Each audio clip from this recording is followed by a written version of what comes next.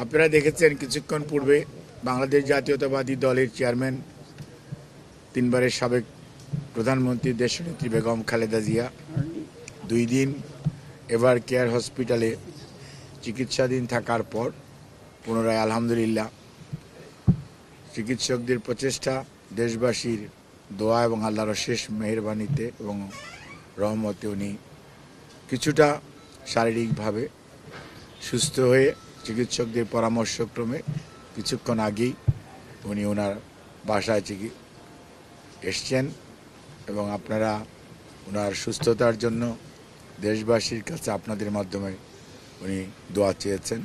এবং যারা ওনার জন্য সুস্থতার জন্য দোয়া করেছেন এবং আপনাদের প্রতি উনি কৃতজ্ঞতা জানিয়েছেন। আমাদের ভারপ্রাপ্ত চেয়ারম্যান জনাব তারেক রহমান আপনাদের মাধ্যমে দেশবাসীর কাছে কৃতজ্ঞতা জানিয়েছেন যে ম্যাডামের সুস্থতার জন্য দেশবাসী যে সব সময় কনসার্ন এবং দোয়া করে সেজন্য। আর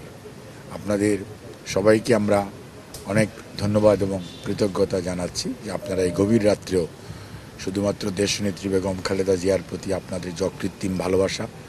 এবং তার বহিঃপ্রকাশ ঘটানোর জন্যই যে আপনারা এখানে উপস্থিত সব সময় থেকেছেন। গত 5 বৎসর যাবৎ নিরলসভাবে আপনারা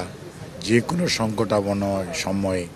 আপনারা পেশাগত দায়িত্ব পালন করেছেন, দেশের মানুষকে প্রতিটি ইনফরমেশন যথাসময়ে দেওয়ার চেষ্টা করেছেন। সেজন্য আমরা আমাদের দলের পক্ষ থেকে আপনাদেরকে কৃতজ্ঞতা জানাই, ধন্যবাদ জানাই।